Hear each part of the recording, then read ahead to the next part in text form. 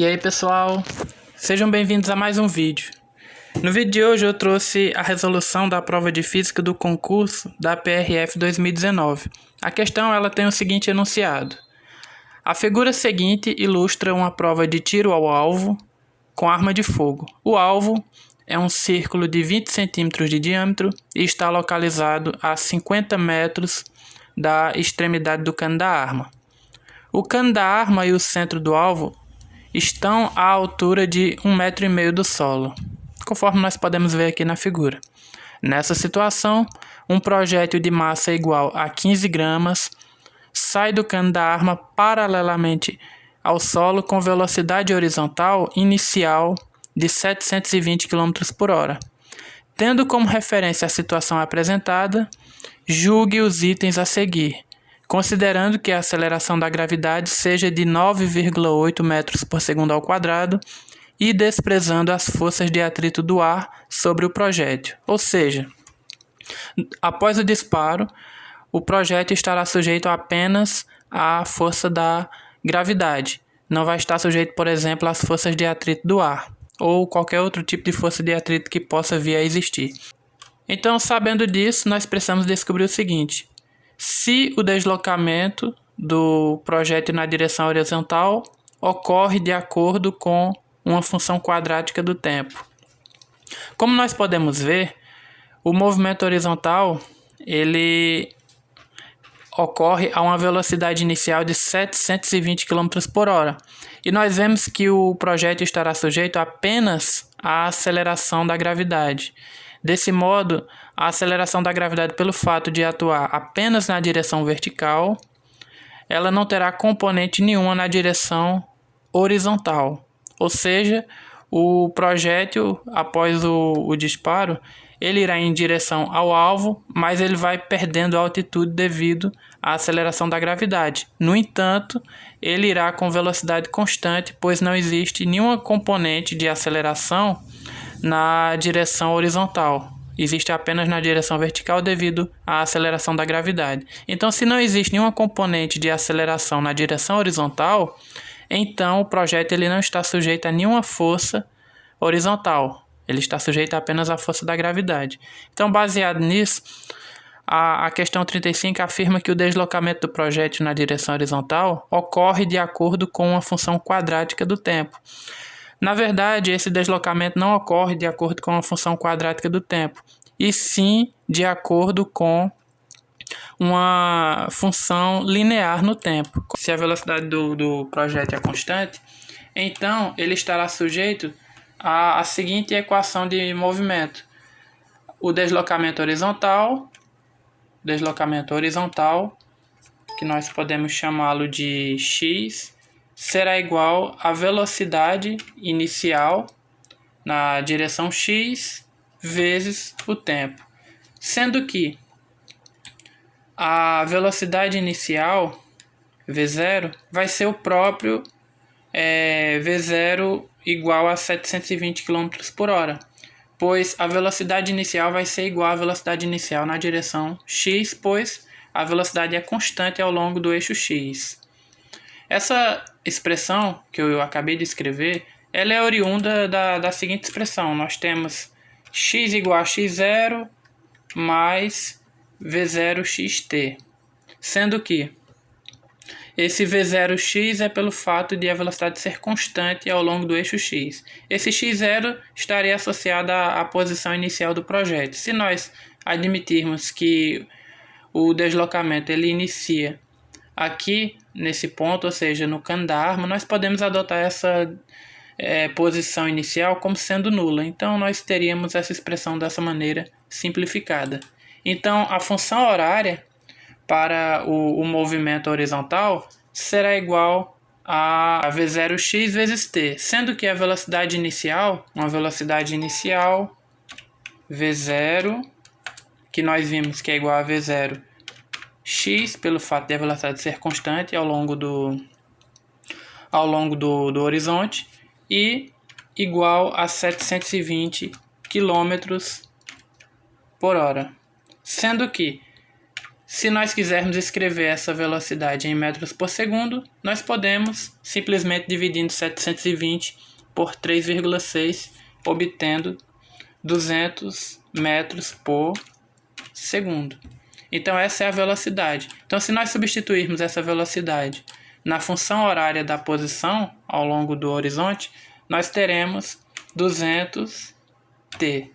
Então essa é a função horária ao longo do horizonte. E nós vemos que a função horária ao longo do horizonte ela é diretamente proporcional ao tempo e não ao quadrado do tempo. Então ela é linear com o tempo, contrariando ao que a questão 35 propôs. Ela propôs que o deslocamento do projétil na direção horizontal é de acordo com a função quadrática do tempo. Não, é de acordo com a função linear no tempo.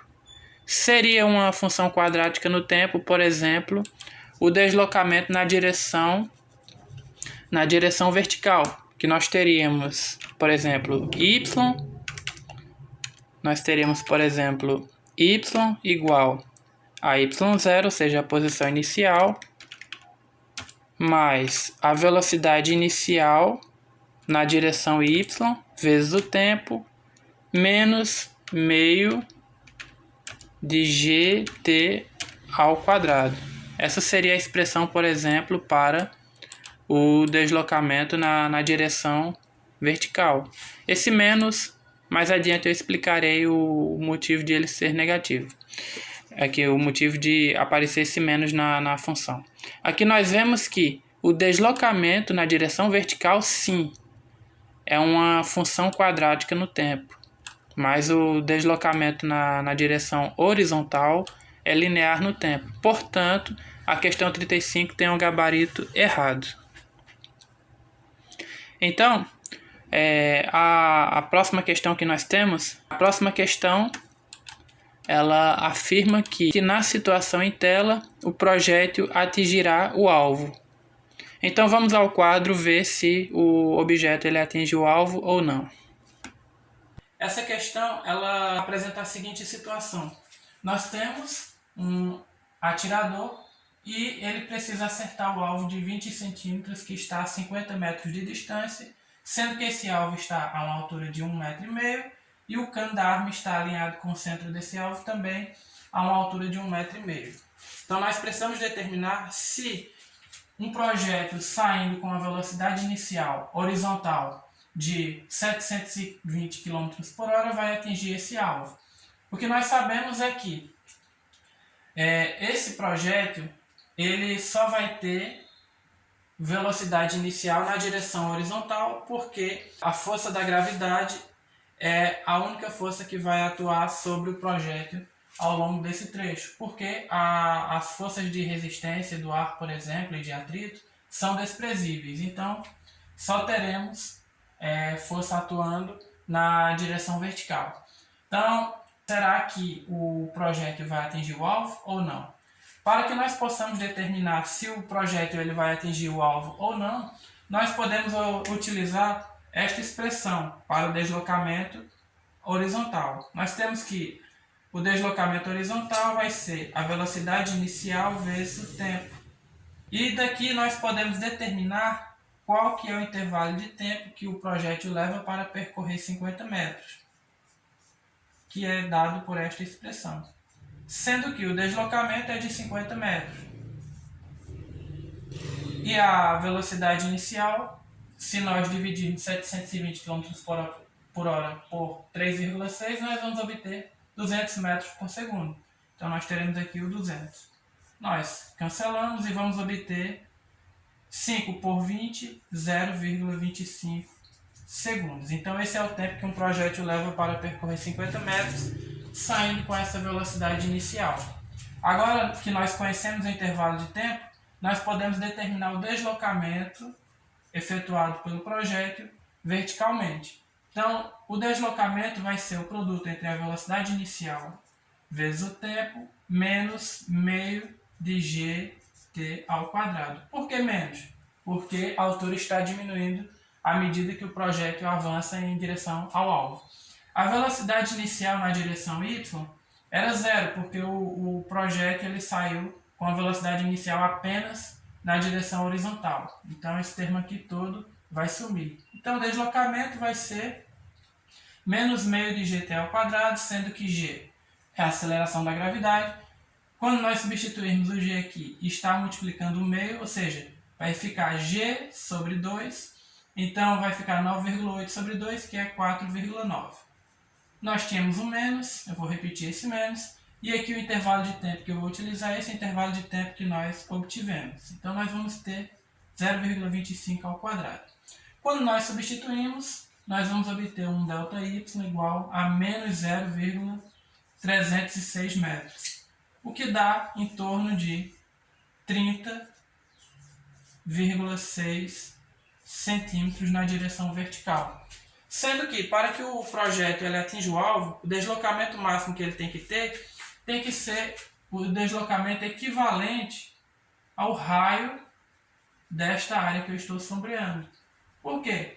Porque o raio vai equivaler à distância máxima que o projétil tem que percorrer verticalmente para atingir o alvo. Se ele atingir uma distância maior do que essa, pois o projétil ele tem uma tendência de diminuir à medida que se desloca horizontalmente, porque a gravidade está atuando verticalmente. Então, se o projétil ele fizer um deslocamento maior do que os 10 centímetros, que é a metade do 20, então o projétil ele não vai atingir o alvo. Se o projétil ele fizer um deslocamento menor do que os 10 centímetros, ele vai atingir o alvo. Nós vimos que o deslocamento efetuado foi de 30,6 centímetros, então o objeto ele vai atingir essa parte aqui, por exemplo. Nós vemos que o projétil ele não vai atingir o alvo, então a questão ela tem um gabarito incorreto. Agora, nós temos que resolver a questão 37, que diz o seguinte: se o alvo fosse retirado da direção do projétil, então o trabalho realizado pela força gravitacional para levar o projétil até o solo seria superior a 0,10 joules. Então, como que nós podemos determinar esse trabalho? Nós podemos determinar o trabalho utilizando a própria definição de trabalho, sendo que o trabalho nós podemos representá-lo pela letra grega tal, e ele é definido como sendo o produto entre a força e o deslocamento, sendo que esse deslocamento ele está acontecendo na direção y, né? A direção vertical é a direção y, sendo que o valor da força gravitacional é igual ao valor da força peso, e nós sabemos que a força peso ela é dada pelo produto entre a massa do projétil e a aceleração da gravidade. Então nós podemos substituir essa expressão na definição de trabalho, ou seja, se a força é igual a força peso e a força peso é dada pelo produto entre a massa e a gravidade, então nós podemos substituir e calcular o trabalho por meio desta expressão. Então nós só precisamos substituir, sendo que a massa do projétil é 15 gramas. Então se nós convertermos para quilogramas, nós vamos ter uma massa de 0,015 quilogramas. Então nós vamos obter o seguinte: nós vamos ter que o trabalho será igual a 0,015 quilogramas vezes o valor da aceleração da gravidade, que é de 9,8 metros por segundo ao quadrado, vezes o valor do deslocamento. Nós vimos que a força peso ela atua em direção ao solo, de modo que nós podemos considerar ela como sendo negativa. E o deslocamento que nós obtivemos também é negativo. Então, da relação de sinais, nós podemos simplificar o menos da força com o menos do deslocamento vertical e obter o seguinte: nós vamos obter que menos por menos é mais, e agora nós podemos substituir sem problema algum o valor do deslocamento. Então nós vamos obter o seguinte: nós vamos obter que o trabalho é igual a 0,015 vezes 9,8 vezes 0,306. O que nos fornecerá o seguinte valor, nos fornecerá 0,202 joules. Então esse é o valor do trabalho. De modo que a questão 37 ela tem um gabarito correto. Então esse foi o nosso vídeo de hoje, espero que vocês tenham gostado. Curta aí, compartilhe para mais vídeos.